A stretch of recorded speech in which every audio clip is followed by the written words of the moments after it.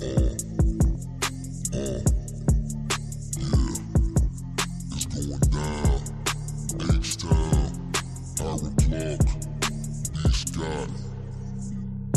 from Hiram Clark. All right, it is the B-Block Podcast. I'm your host, Brandon Scott.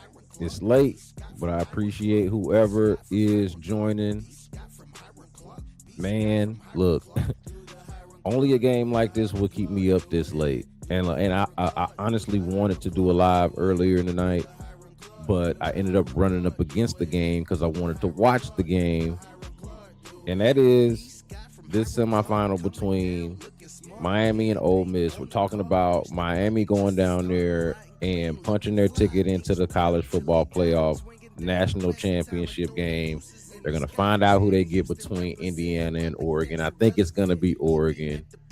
For half of this game, I watched half a game that looked like neither one of the two teams would be able to compete against either of the other two teams that are playing tomorrow night.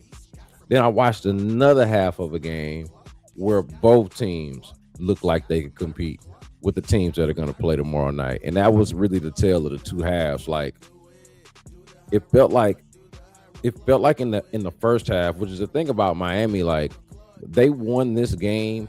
Had Miami lost this game, man, they would have had nobody to blame but themselves.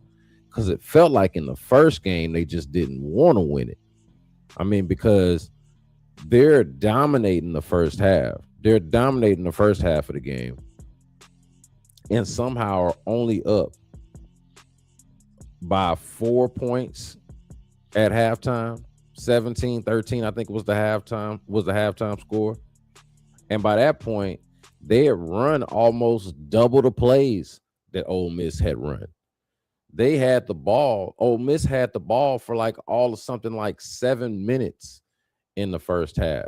And they still managed to go in there down just 17-3.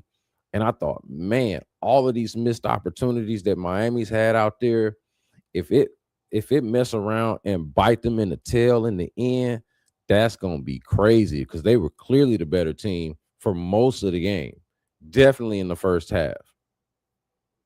And if we're being real about it, it should have been, so the halftime score is 17-13 because they get that long-ass field goal to end the half. But it actually should have been 24-10 because of actually one of many pick sixes that should have been, or at least interceptions that should have been by Trinidad Chambliss, who was amazing in this game, but also had several close calls on interceptions where to the point where if Miami had just caught 3 or 4 of them, and there were no less than 3 or 4 opportunities, if they had just caught a couple of them, namely this one that I'm talking about, at the end of the half, right before they kicked that long field goal, there is a pick six right there to be had by a young cornerback who makes a great break on the ball, but is unable to catch it. And there was a lot of that from Miami in this game. And I damn sure thought it was going to bite them in the ass. I did.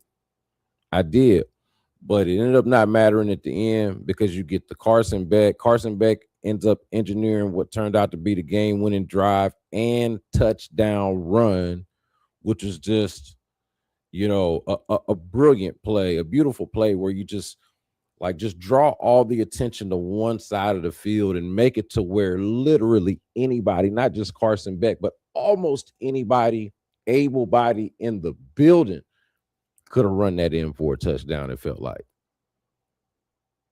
to win the game. And then the excitement, and so that's the fourth lead change that you get. There's 4 lead changes in the fourth quarter. The fourth lead change that you get in the fourth quarter alone. And then even that last drive that Ole Miss had, I thought was entertaining, the fact that it seemed like they were going to have a shot at least at, and they even did. They did have a shot there. I mean, y'all tell me, like, if you're an Ole Miss fan, I'll be interested to talk to the couple that I know on what they think about how that last play was played and officiated, where it looks like it might be a little bit of pass interference. Look like it's a little physical there in the end zone. They don't get a call. Maybe you're not going to get that call at the end of the game. Maybe you say it's hand fighting on both sides, but they had a chance to win the game. They get like 40 yards in 2 plays, and then they just need 35 to win it. They didn't get it, but it was it turned out to be a compelling game. Like I said, I thought in the beginning it was really 2 teams that were trying to figure out ways. It was either one team that was trying to figure out ways to beat itself. In the case of Miami, in both missed opportunities and the penalties they had. They had the 4 first half penalties. And I didn't realize this, but Holly Rowe, I think in her halftime report, ended up mentioning that gave them 99 penalties at that point on the year. 99 penalties or something like that. Like, penalties were a problem. They were biting themselves in the foot. They given up a couple of sacks, and that even continued some more in the second half. But those were the things that were doing Miami, and the reason why they weren't running away with the game. And then with Ole Miss, they just couldn't tackle to save their lives. Like, they got the explosive play from Lacey, who ended up being out toward the end of the first half, ended up coming back in the second half. But they got the explosive play from Lacey, but they just, I mean, how many times did we see Miami just drag them for extra yards? Either they're missing tackles outright, or when they make contact, they're going for rides.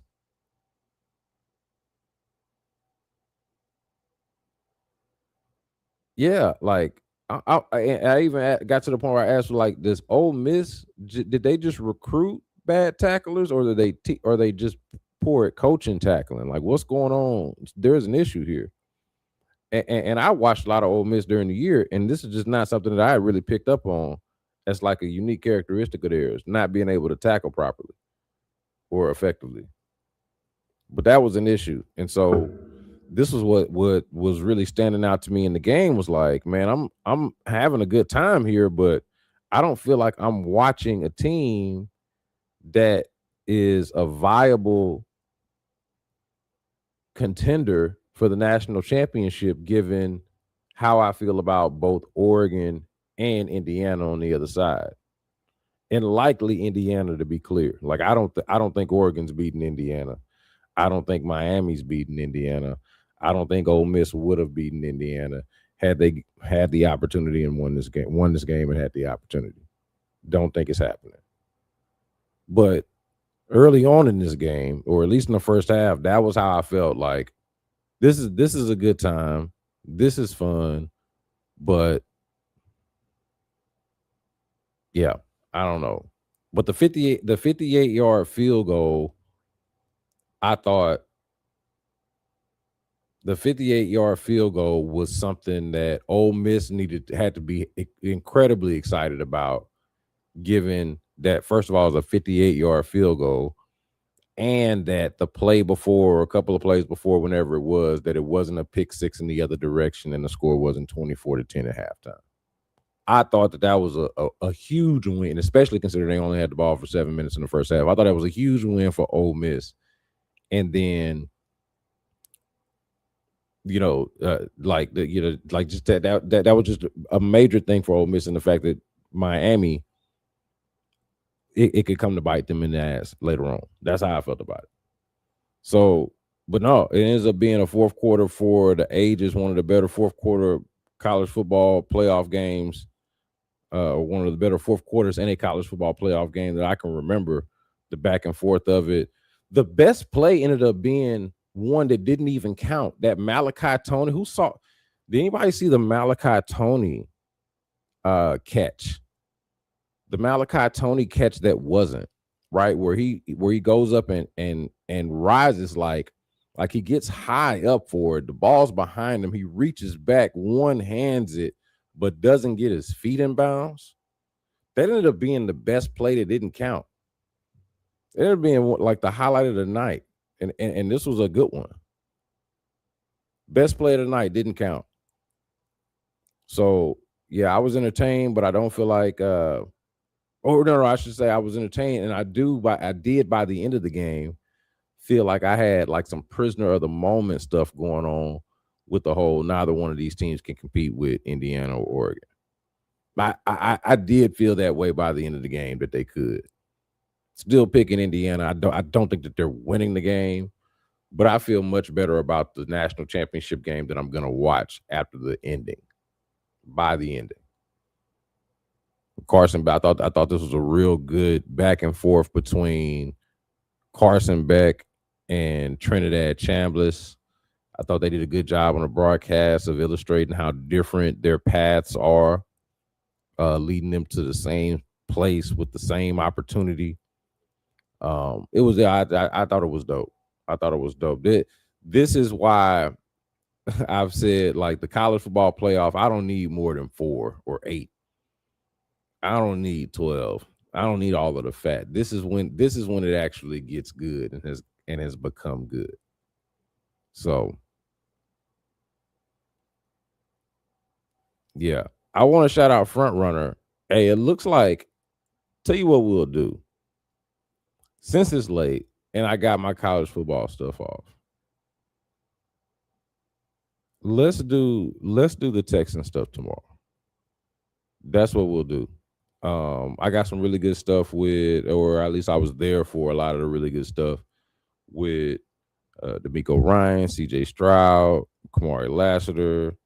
Who else do we get? Kalen Bullock. Yeah, we do more of it on Friday. Monday. All of the media availabilities and everything got pushed back a day. So out there today, gonna be out there tomorrow. I think we're gonna be out there Saturday. So it should be a lot of content coming your way. Got some real cool things coming up for you tomorrow. Check out me and Seth Payne. I have Seth Payne on the show. So hopefully we can bring that incredible Seth Payne audience over to the B Block and do a little collab here. So look out for that. That's coming up pretty soon. Reginald Atula's also gonna join me on the show. We're gonna record. So a lot of cool things coming up. Glad we got to get the college football stuff off since I was up anyway. Appreciate y'all for joining me, man. Till next time, y'all be good.